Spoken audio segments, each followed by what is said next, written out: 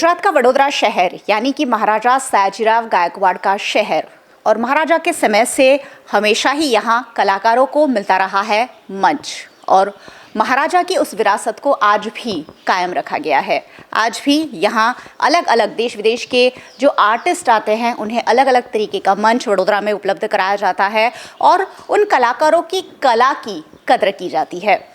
ऐसी ही एक कलाकारा जो आर्टिस्ट है, उम्दा आर्टिस्ट है, सालों से शास्त्रीय नृत्य के क्षेत्र में अपना योगदान दे रही हैं, वडोदरा शहर की मेहमान बनी है। और जब भी कोई आर्टिस्ट जो वडोदरा शहर के तो सारे आर्टिस्ट वीएनएम के ज़रिए आपसे रूबरू होते ही हैं, लेकिन अगर वडोदरा के बाहर से भी कोई आर्टिस्ट आया है तो उनसे आपको मिलाना वीएनएम अपनी रिस्पॉन्सिबिलिटी समझता है। मैं बात कर रही हूँ शमा भाटे जी की, महाराष्ट्र के पुणे से आई है और बेहतरीन उम्दा कथक नृत्यांगना है।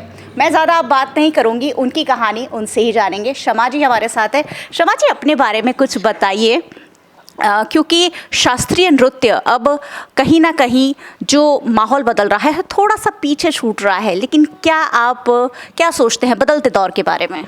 सीन बदल रहा है ये तो बात है, मगर मैं नहीं सोचती हूँ कि पीछे पड़ रहा है।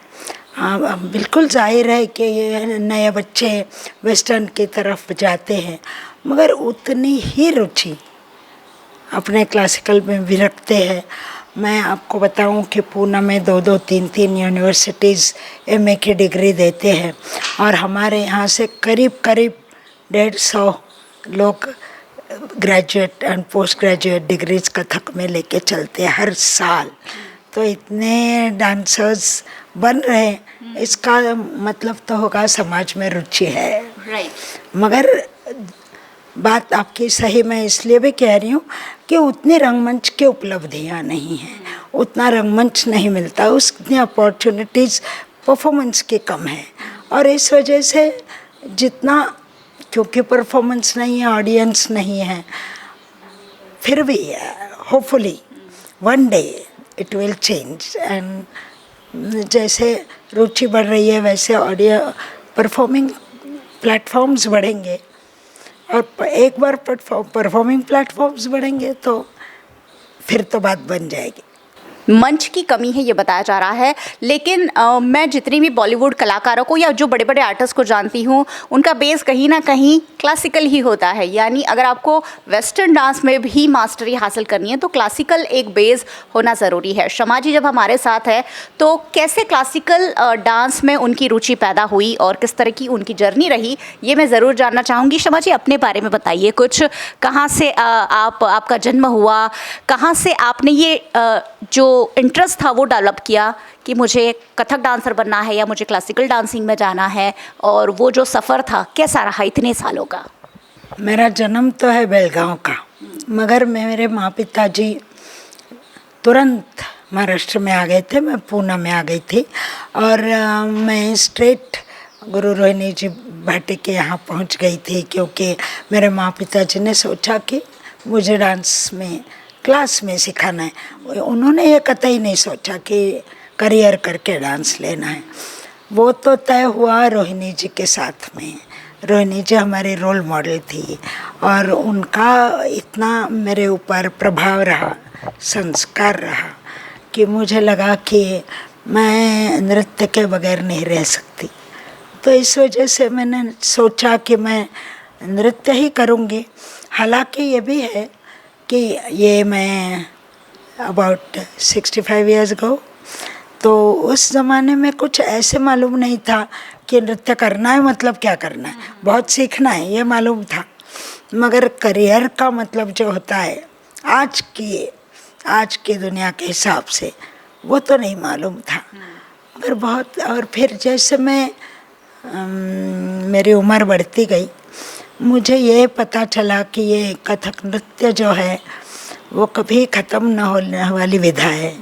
मैं जितना उसमें गहराई में जा रही थी मुझे और बहुत रास्ते दिख रहे थे, विस्तार दिख रहा था और वो मुझे खींचता गया अपनी तरफ। तो इसलिए मैं कथक करती रही, फिर सिखाती भी रही। तो इसमें कभी पता नहीं चला इतनी उम्र कब हो गई। 65 साल लंबा सफ़र और जब 65 साल आप किसी चीज़ में बिता देते हैं तो मास्टर अपने आप हो जाते हैं। अब खुद कोरियोग्राफी करती हैं, दूसरों को भी सिखाती हैं और अपनी जो कला है, अपना जो ज्ञान है वो दूसरों को बांटती है। मैम, नए जो स्टूडेंट हैं उनकी जो इंटरेस्ट है उसके बारे में भी मैं ज़रूर जानना चाहूँगी कि क्या ये इतने सालों का जो सफ़र है सिखाने का, उसमें कोई बदलाव आया है? पहले ज़्यादा लोग आते थे या अब ज़्यादा लोग आते हैं, या पेरेंट्स जो होते हैं किस सोच के साथ अपने बच्चों को क्लासिकल फील्ड में भेजते हैं? देखिए, पेरेंट्स तो हर किस्म के होते हैं, मगर मैं सोचती हूँ कि जैसे रोहिणी जी ने हमें कथक की ओर खींच लिया, वैसे हम सिखाने वालों का काम है कि बच्चों की रुचि बढ़ाए, बच्चों को ऐसे लगे कि यही मुझे करना है। तो उनकी कई पेरेंट्स होते हैं कि ये भी पूछते हैं कि क्या 2 साल में टीवी पे आ जाएगी, तो ये तो है, मगर मुझे लगता है कि लय सुर के साथ जुड़ना या डांस में जो है हस्तक की सुंदर लाइन, सो एक बार उसकी ब्यूटी एक इंसान समझ जाता है तो उसका नज़रिया बदल जाता है। It's not only about earning money, it's not only about having material things with you, like आज गाड़ी चाहिए, कल बंगला चाहिए वगैरह वगैरह। उनको अपने उन्नति का, अपने आप को विकास का एक, मैं कहूँगी, चस्का लग जाता है। डूब जाते हैं आप उसमें? डूब भी जाते हैं, मगर और करने का मन होता है। इस वजह से बच्चे अट्रैक्ट होते हैं और रुकते भी हैं। हमारे देखिए बच्चे, इतने बच्चे हैं साथ में, सब मन लगा के काम करते हैं। जी। डांस यानी कि नाच गाना, जब 65 साल पहले शायद शुरू किया होगा, ये डांस या नाच गाना जो होता था उनके लिए काफ़ी मुश्किल भी रहा होगा, कुछ चैलेंजेस भी आए होंगे। मैम, ऐसा भी हुआ कभी? क्योंकि उस वक्त वो ज़माना था शायद कि डांस को या नाच गाने को इतना अच्छा नहीं माना जाता था, तो कोई चैलेंजेस फेस करनी पड़ी लाइफ में आपके डांसेस को लेकर? मैंने जब क्लास में नाचना शुरू किया तो मैं पुणे की बात किया, महाराष्ट्र की बात अभी बता रही हूँ, तब इतना टैबू नहीं था। मेरे माँ पिताजी ने ही मुझे भेजा, मगर उनका मन था कि हॉबी करके कर लेगी थोड़े दिन, थोड़े साल, और जिसको कहते हैं इंडल्ज करना, अच्छा कर लो, बाद में पूरी ज़िंदगी करना है। जब मैंने कहा तब काफ़ी one had to face the music, बड़ा मशक्क़त करनी पड़ी समझाने के लिए कि, क्योंकि मिडिल क्लास पेरेंट्स का ये था कि आपको सेल्फ सस्टेनेंस चाहिए ही चाहिए। और अभी भी नाच में इतना जितना मेहनत है, जितना लॉन्ग टर्म काम करना पड़ता है, उतना पैसा नहीं है।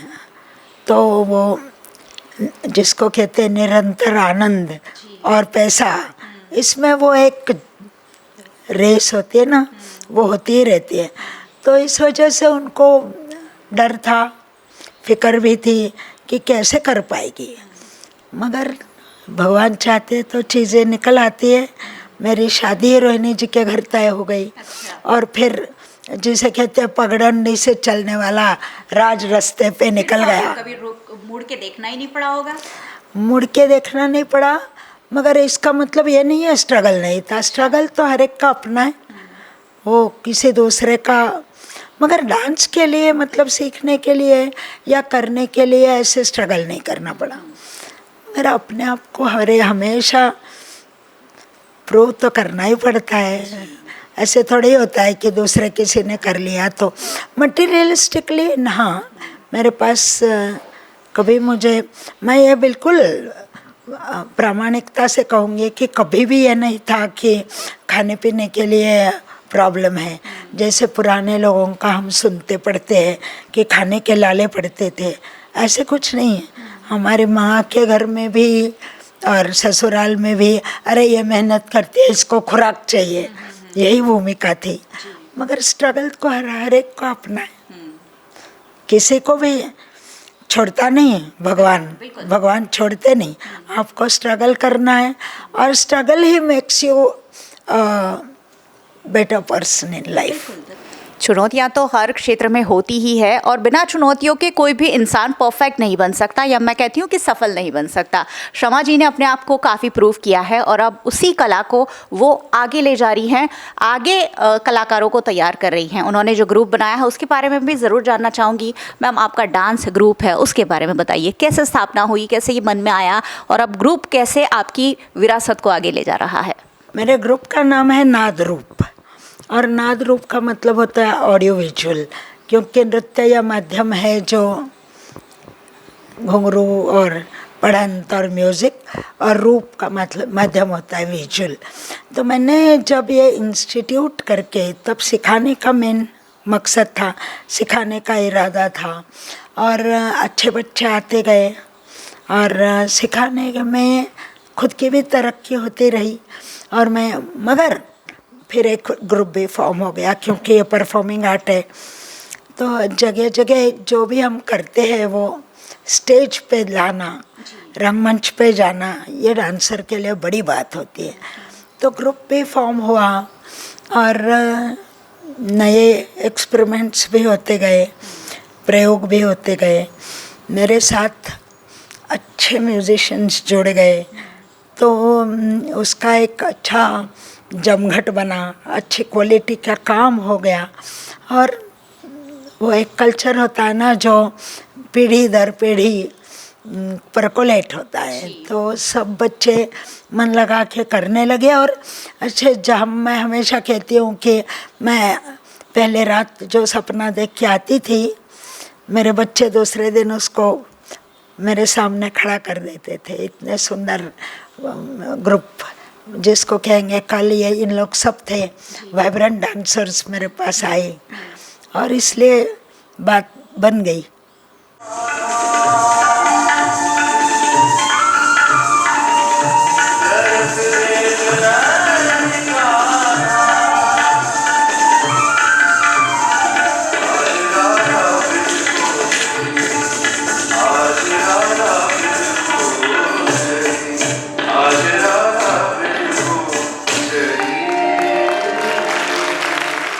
शमा जी वडोदरा आई हैं, और वडोदरा आए हैं तो वडोदरा के बारे में तो पूछना ज़रूर बनता है, क्योंकि ये एक कला नगरी है। और जैसे मैंने पहले ही कहा, यहाँ कलाकारों को मंच देना वो पूरे वडोदरा की जिम्मेदारी है। वडोदरा का हर नागरिक उसे अपनी जिम्मेदारी समझता है। वडोदरा के बारे में, यहाँ जिस तरह से आर्टिस्ट को बढ़ावा दिया जाता है, उसके बारे में मैम कुछ आप कहना चाहें?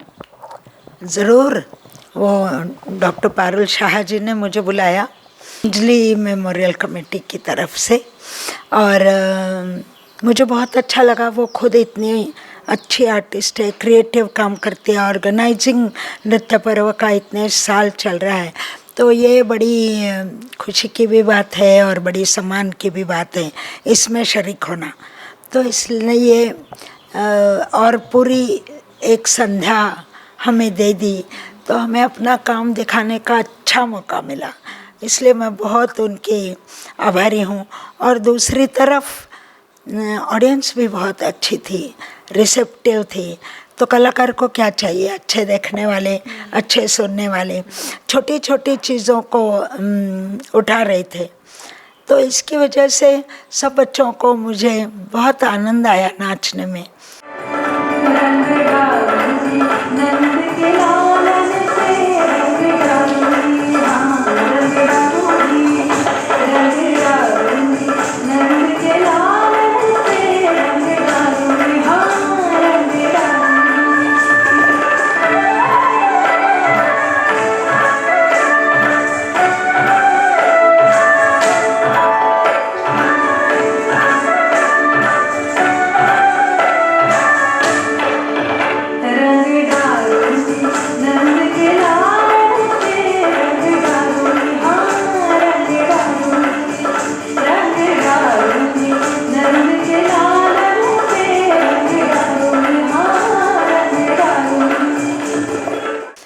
फिर आज एक वार्ता भी रही।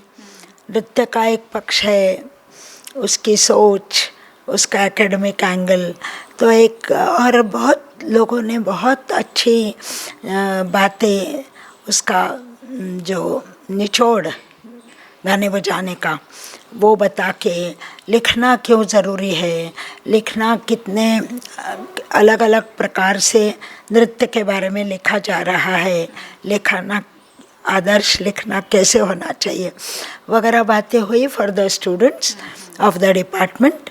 और वो भी एकदम बहुत it was very heart warming I would say, बहुत अच्छा रहा। आखिरी सवाल मैम, जो क्लासिकल फील्ड में जाना चाहते हैं उन्हें क्या कहना चाहेंगे, उनके पेरेंट्स को क्या कहना चाहेंगे? क्योंकि कभी कभी पेरेंट्स अपने आप भेज देते हैं, बच्चों की रुचि नहीं होती है, और कभी बच्चों की रुचि होती है, पेरेंट्स कहते हैं अरे क्लासिकल में कहाँ पढ़े हो, वेस्टर्न में जाओ, उनके लिए क्या कहेंगे? ये तो बहुत अच्छा सवाल है कि क्यों दोनों तरफ से बोल रहे। मुझे लगता है कि जिनको रुचि है उनको पेरेंट्स ने भी और पेरेंट्स को भगवान ने भी ये बुद्धि देना चाहिए कि इनको बहुत क्लासिकल में ज़रूर रखे, क्योंकि ऐसे है कि ये पूरा निरंतर पूरा जन्म तक आपको आनंद देगी। ऐसे कौन सी चीज़, मैं तो 72 ईयर्स ओल्ड हूँ, मैंने ऐसे कोई और चीज़ नहीं देखी जो अपने पास अपने अंदर है और वो जो आप निरंतर आपको एक खुशी देती है। और फिर डांस में तो फिजिक भी अच्छा रहता है, आपका मन अच्छा है, आपका दिमाग शार्प रहता है, तो और क्या चाहिए। तो मैं सबको पेरेंट्स को कहती हूँ कि देखिए मैं इतनी उम्र में भी गोलियाँ नहीं खा रही हूँ, तो it's because of my dance. तो आप सिर्फ जिसको बोलते हैं ना तुरंत जो मिलता है वो फ़ायदा मत देखिए, आप पूरी ज़िंदगी का फ़ायदा देखिए। ये अगर डांस करेंगे तो ये खुश मिजाज रह जाएंगे हमेशा, और you become I feel that you always would be a better person every year, every growing year. तो वो उपलब्धि सबसे बड़ी है।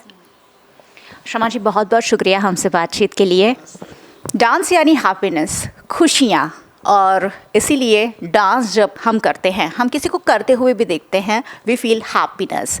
तो डांस और कोई भी कला, वडोदरा की हमेशा एक पहचान कला से ही रही है, और ऐसे ही एक कलाकारा को आज आपसे रूबरू करवाया है। मैं हमेशा कहती हूँ, मेरा हमेशा लास्ट सेंटेंस यही रहता है कि वीएनएम आपको हमेशा देखते रहना है, क्योंकि यहाँ वही बातें हम चर्चा करते हैं जो सीधी सीधी आपसे जुड़ी है, जो सीधे सीधे आपके दिल में उतर जाए। वीएनएम का यूट्यूब चैनल है, सब्सक्राइब ज़रूर कर लीजिए, अगर नहीं किया है तो बेल आइकन प्रेस कर दीजिए ताकि वीएनएम की हर खबर आप तक सबसे पहले पहुँचे। फेसबुक पर देख रहे हैं, शेयर कर लीजिए, क्योंकि ये ऐसी बातें हैं हर किसी तक पहुँचनी चाहिए। आप हमें OTT प्लेटफॉर्म्स पर देख सकते हैं, जियो TV, जियो फाइबर, सारी जगह वीएनएम को हमने आपके लिए उपलब्ध करा ही दिया है। देखते रहिए वीएनएम, जुड़े रहिए वीएनएम के साथ। नमस्कार।